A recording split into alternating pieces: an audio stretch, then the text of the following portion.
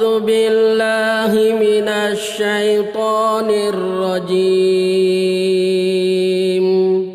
بسم الله الرحمن الرحيم. والنازعات غرقا والناشطات نشطا والسابحات سبحا فالسابقات سبقا فالمدبرات أمرا يوم ترجف الراجفة تتبعها الرادفة قلوب يومئذ واجفة أبصارها خاشعة يقولون أئنا لمردودون في الحافرة أئذا كنا عظاما نخرة قالوا تلك إذا كرة خاسرة فإنما هي زجرة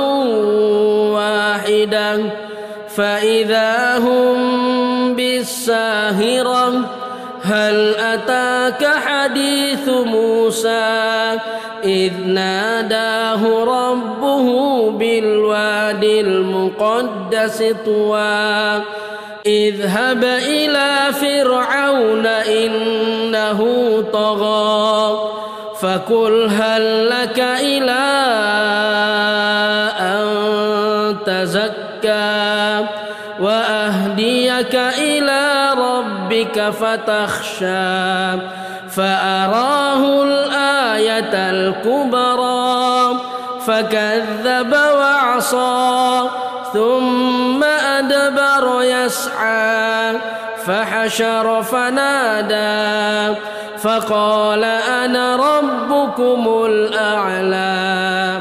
فأخذه الله نكال الآخرة والأولى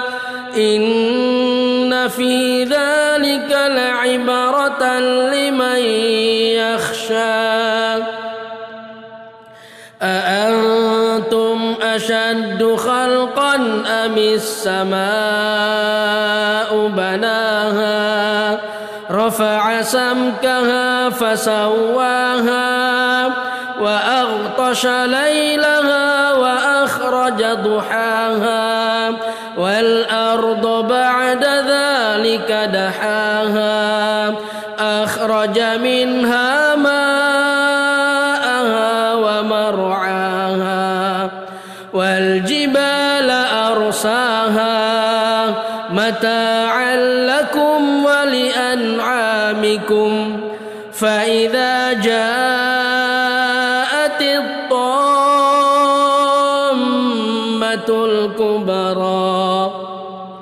يوم يتذكر الإنسان ما سعى وبرزت الجحيم لمن يرى فأما من طغى وآثر الحياة الدنيا فإن الجحيم هي المأوى وأما من خاف مقام ربه ونهى النفس عن الهوى فإن الجنة هي المأوى يسألونك عن الساعة أيان مرساها